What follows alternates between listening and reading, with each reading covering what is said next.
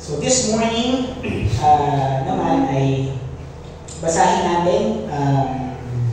Let's go to our passage this morning. Ito tayo sa book ng Psalms, chapter 23, verse 1 to 6. So tayo po isa din tumayo at tayo natin ang salita ng Panginoon. Psalms 23, verse 1 to 6.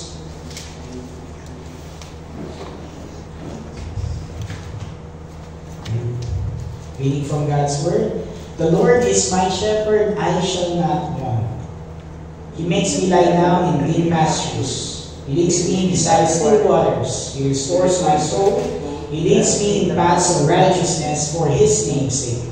Even though I walk through the valley of the shadow of death, I will fear no evil. For you are with me.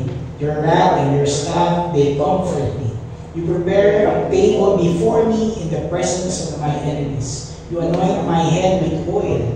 My cup overflows. Surely your goodness and mercy shall follow me all the days of my life, and I shall dwell in the house of the Lord forever. God bless His words. Tayo sa daling manalangin. Our dear Heavenly Father, maraming salamat. You are the Lord and our shepherd. May you guide us as we venture through your word, as we study it and meditate on it this morning. And we ask for your wisdom and your knowledge this morning, Panginoon. Maraming salamat po. Lahat ng pupuri, binabalik natin sa inyo. In His name we pray. Amen. Pwede po tayo magsiguro.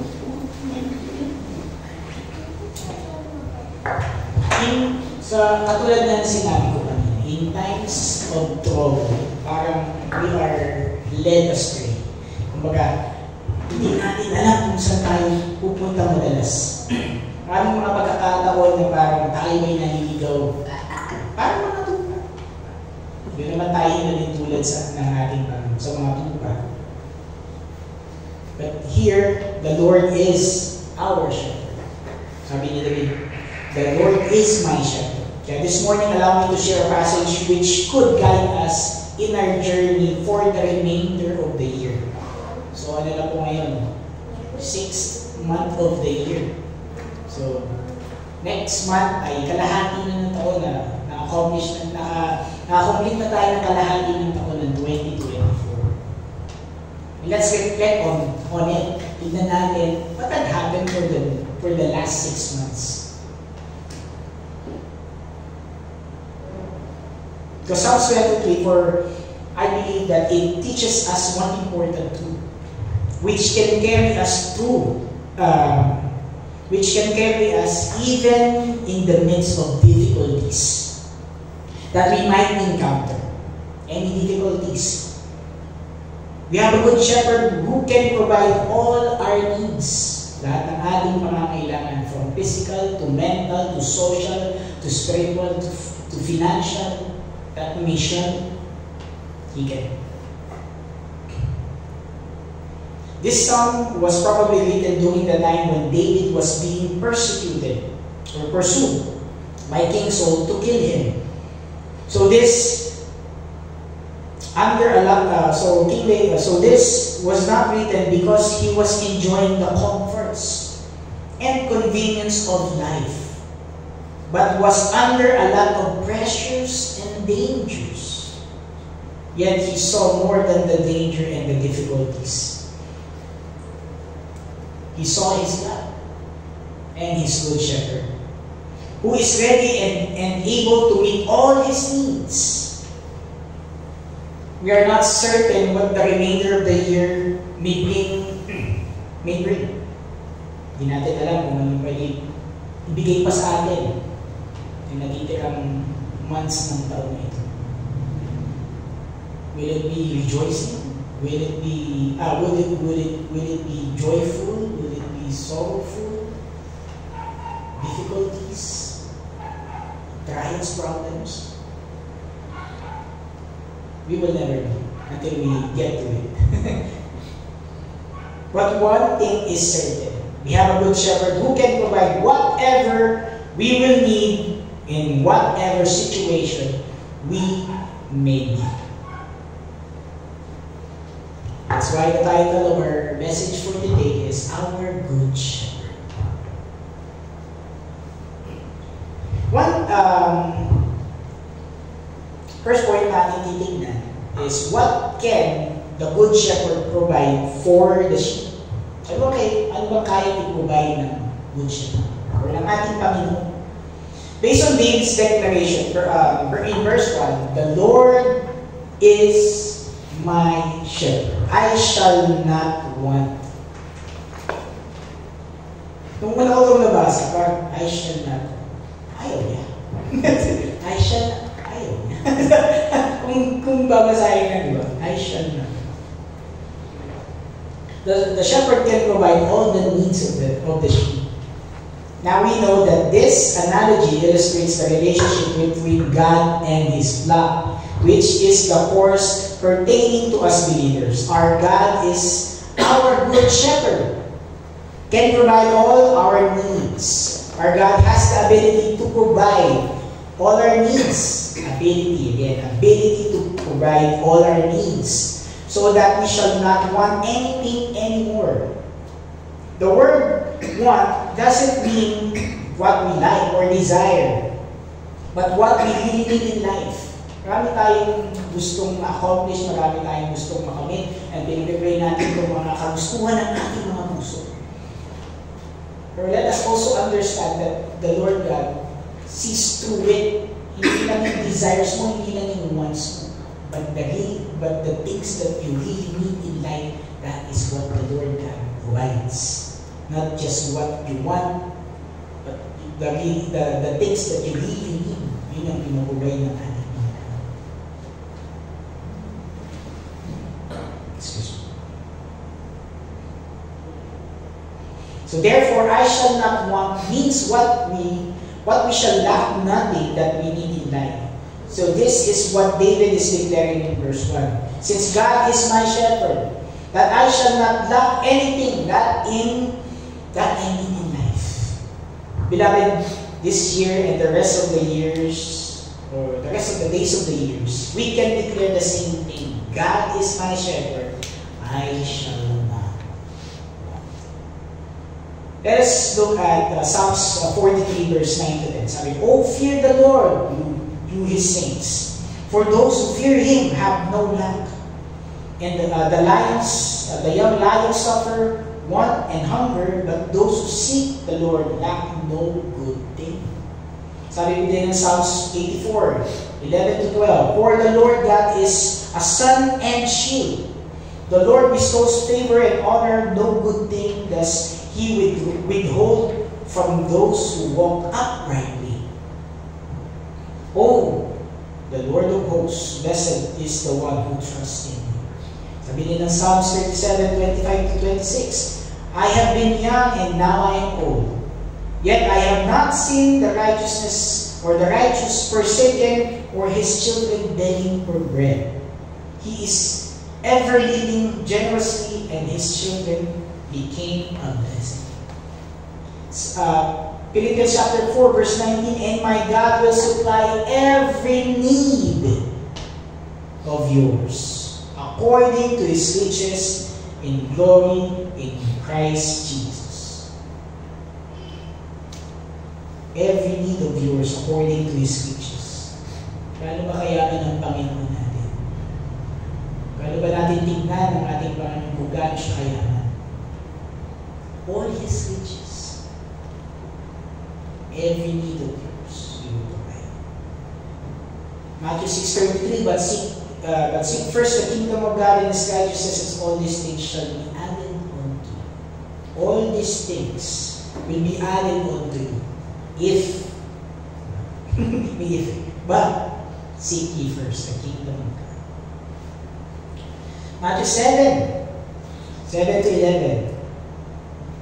"Ask, and it will be given to you. Seek, and you will find. Knock, and it will be opened to you.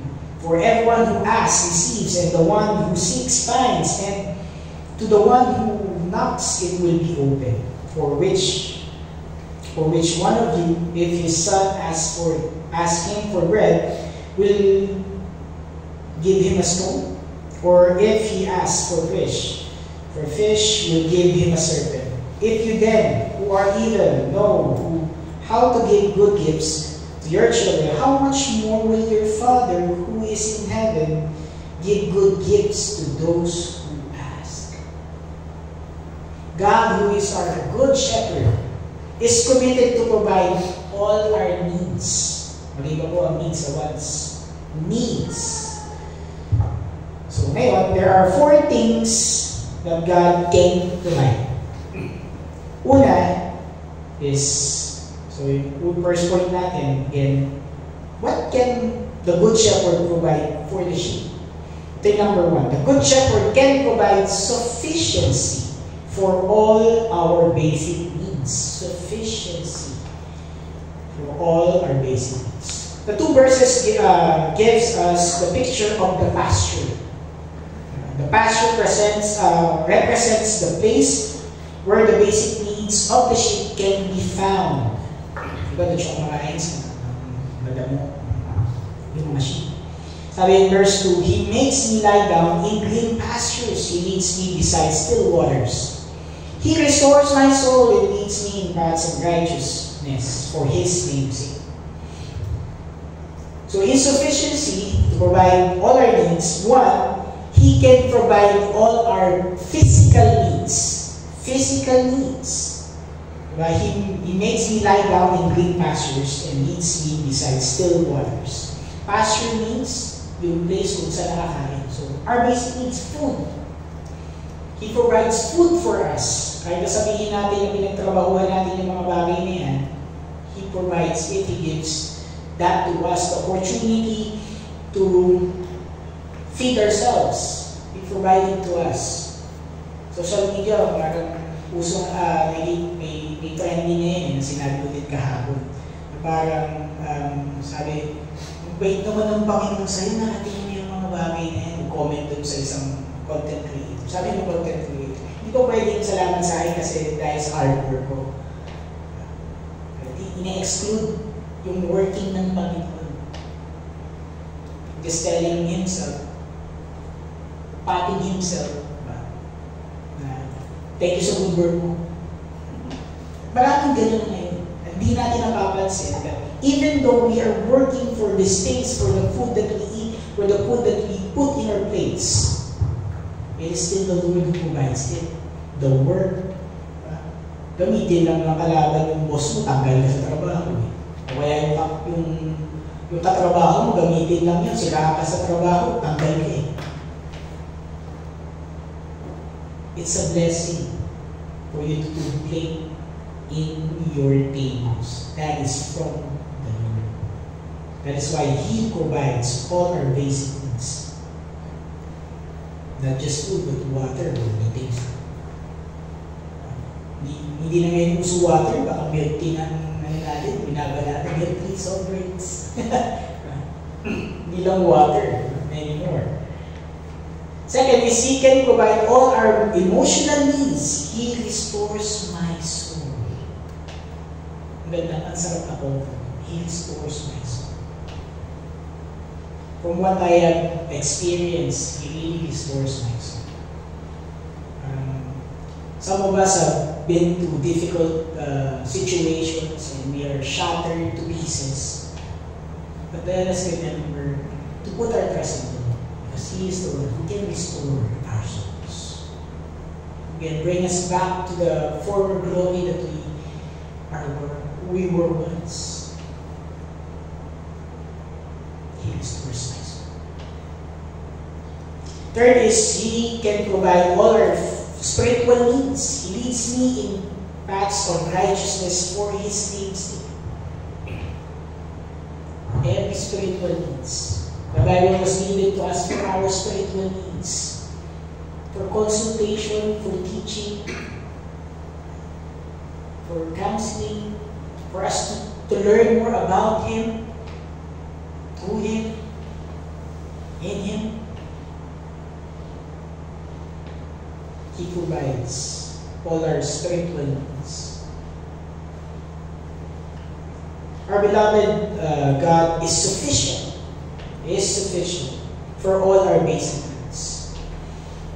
Number 2, The good shepherd can provide serenity. So serenity ang ginamit natin dito. In troubled times. Serenity means, in other words, peace. Kapayapaan. Serenity. Even though, sabi ng verse 4, even though I walk through the valley of the shadow of death, I will fear no evil, for you are with me. Lagi ko itong kailangan tanong kasi may famous na rap song, Gangster's Paradise. Kasi ito yung muna nun eh. Sabi ko, dito pala kinuha yun. Sabi ko, yung though I walk through the valley of the shadow. Kaya, before pa ako manimanan ng Lord, alam ko na yung salita. Batito ko siya. Tunay na, nalaman may isa. So this next two verses pictures a valley.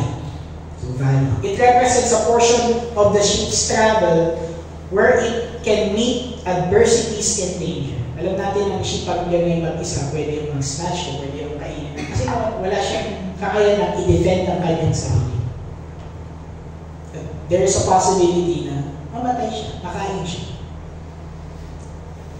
Then it pictures a valley, yung pag-travel ng isang ship, papunta doon. There were no fences. The land was rough and dangerous, abounding with wild animals and snakes, and the helpless flock needed constant oversight. Kaya the Lord is our shepherd. For us, the valley of the shadow of death represents any difficulty, experience of life that makes us afraid. And that includes death. Some of us are afraid to die. Because we will not know what will happen. Or sino nga maiiwan natin ang mangyari sa pamilya natin. But I'm sure all of you know where will you go. But sometimes ang worry natin, hindi sa sarili natin. Okay, if the Lord God takes me away, I'm good with it. I have done my purpose. Tapos na ang mission. But some of us, our worries are not ourselves because we know where we will go. But our family. Yun yung sometimes na natatakot tayo. But let us remember, the Lord will also take care of them. Like you are being taken care by the Lord. What is our comfort and strength in times of ganito? When nahihirapan tayo, na hindi natin alam yung uncertainties, or we have anxieties, and we have fears, and we have all of these things. Anxiousness. Our comfort and our strength is His presence. Is His guidance. Is His word. It is His word. That is our comfort and our strength. Sa mahihirap na sitwasyon sa buhay, tandaan natin, kasama natin ang Diyos. Nasa unahan, likuran, at sa tabi natin ang Diyos. His promise I will never leave you nor forsake you. Hanggang sa huling hininga, sasamahan tayo ng Diyos. Ang magandang sinabi sa Luke 16:20. The poor man died and was carried by the angels of Abraham's side. Marahil sa mga pagsubok sa mga pagsubok na ating hinaharap. Kagaya ni David, sabihin natin, hindi ako natatakot, kasama ko ang Diyos. Dapat yun ang ating sinasabi. Sa mga difficult times, hindi ako natatakot dahil kasama ko ang Diyos. Kaya mahalaga ang sanayin natin ang ating mga sarili sa presensya ng Diyos. If we are not in the presence of the Lord, and we led astray, wala tayo dun sa kanyang nasasakupan, we are not being shepherded by the Lord, fears will eat you alive. Anxieties, depression, anxiousness will eat you alive if you are not in the presence of the Lord.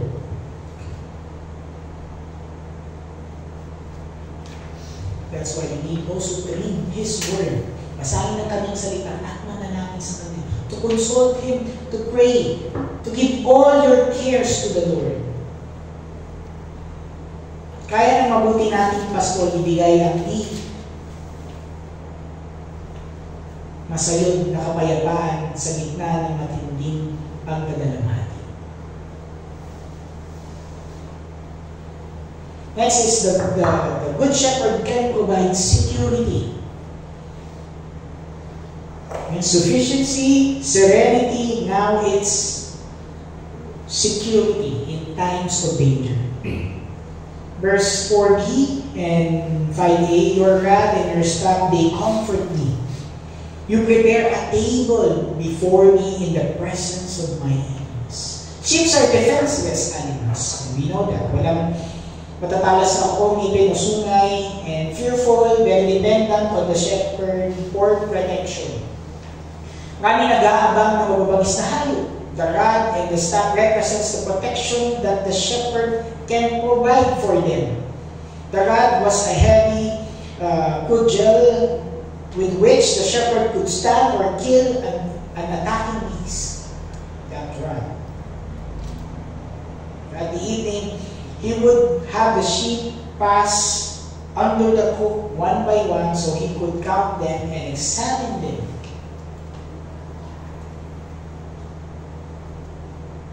The Lord God does not just protects us, He also checks us.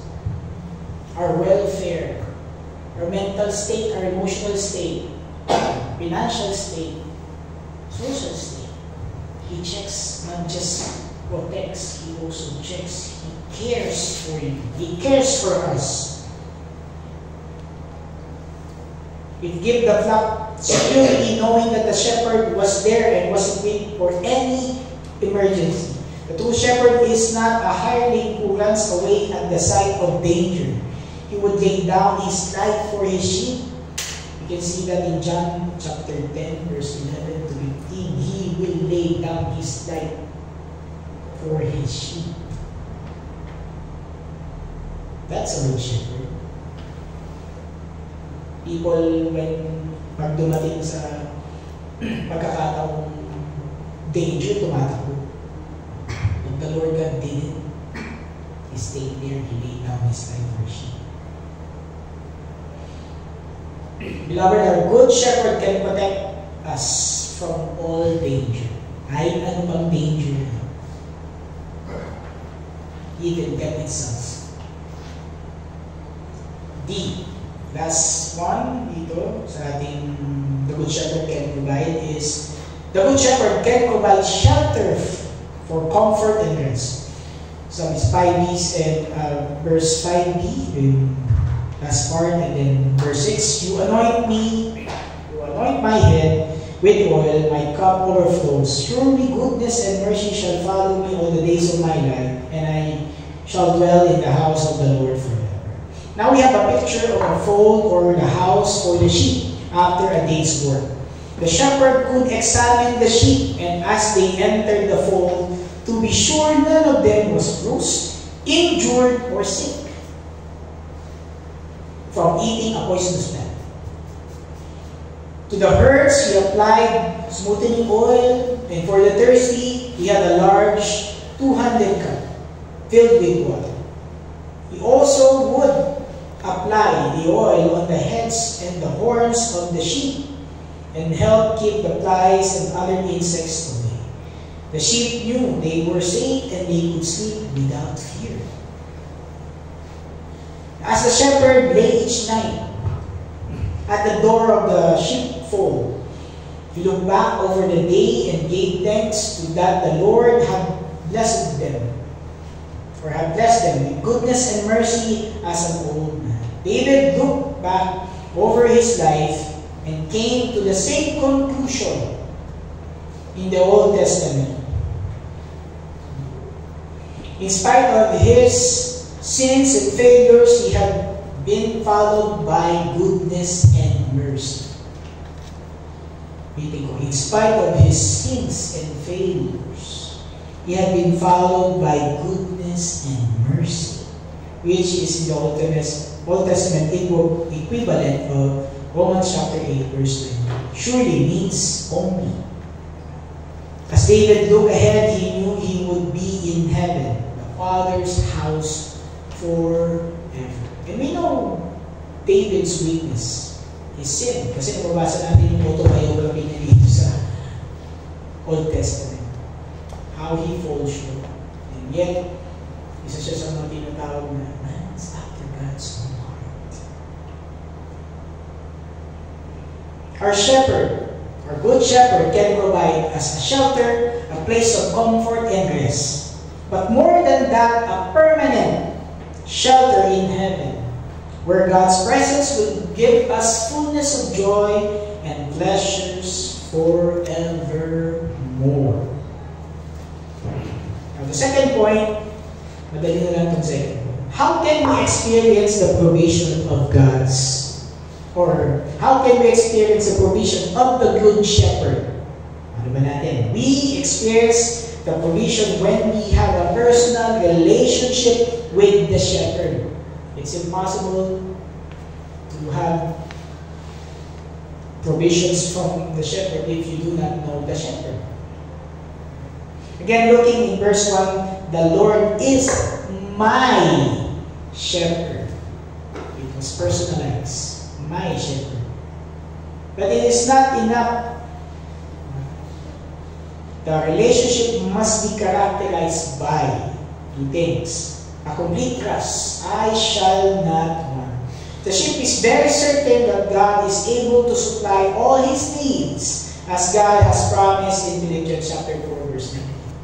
And my God will supply every need of yours according to his riches in glory in Christ Jesus. He trusts that when God answers, it is always beyond what he asks or think. So now unto him who is able to do far more abundantly than all that we ask or think. Secondly, how can we experience God's or the Good Shepherd's provision? Total obedience. The trust must be translated in action. In other words, obedience. I know these things na pinag-uusapan natin is not that easy. When times of difficulty, sometimes we trust ourselves, our own willpower. But trust me, when I personally trust in my own willpower, nothing seems to be right. Nothing seems to be okay. But if I trust in the Lord with all my heart, all my soul, all my mind, all my strength, I can see things in a bigger picture. Crystal clear message from the Lord. He will provide all our needs.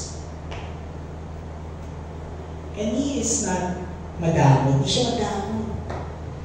He provides everything for us. Even your breath in the morning. Kahit may amoy yan o mabango yan, He provides. He provides breath in the morning for you to live. To have a life 24 hours a day, 7 days a week.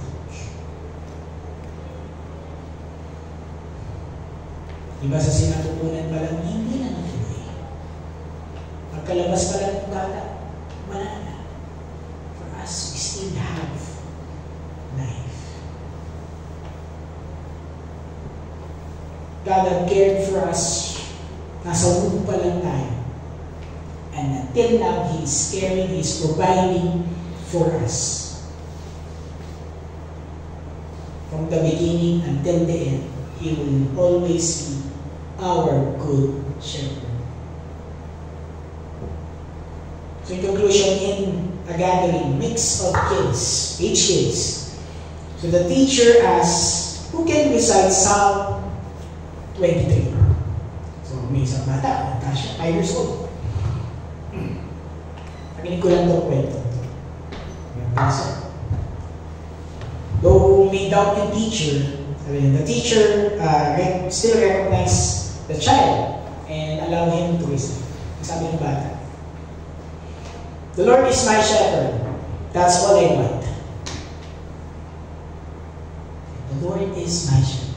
That's all I want.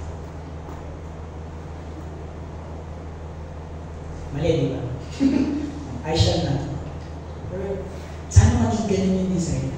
That's all we want. That the Lord is my shepherd. Because we know all the good things that He has done.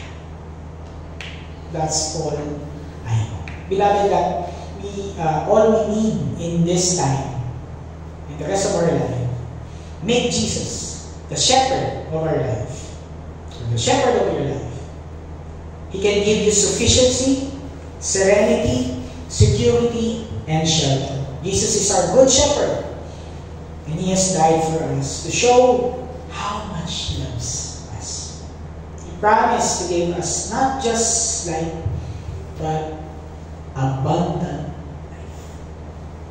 God bless us. Tayo sandali mo natin. Heavenly Father, You are our good shepherd. You have provided us everything and anything a human can possibly dream or possibly imagine. Maraming salamat po for being there in times of difficulties, for leading us, for guiding us to the way that You want us to go. Sa mga pagkakataon kami naliligaw, Panginoon, You have cared for us, hinanda mo kami at binalik mo Panginoon sa iyong pasture. Maraming salamat, Panginoon, sa reminder that You are there every time, every single time. And You have cared for us, loved us, and even gave Your life for us. Maraming salamat po, gave Your Son's life for us. Maraming salamat po for this message. And may the Holy Spirit equip us to do things, Panginoon, that is impossible for us. And may the Holy Spirit also equip us with the wisdom na kailangan namin to understand these things. I-apply namin sa aming buhay. Lahat na po po, binabalik namin sa Diyos na Amen.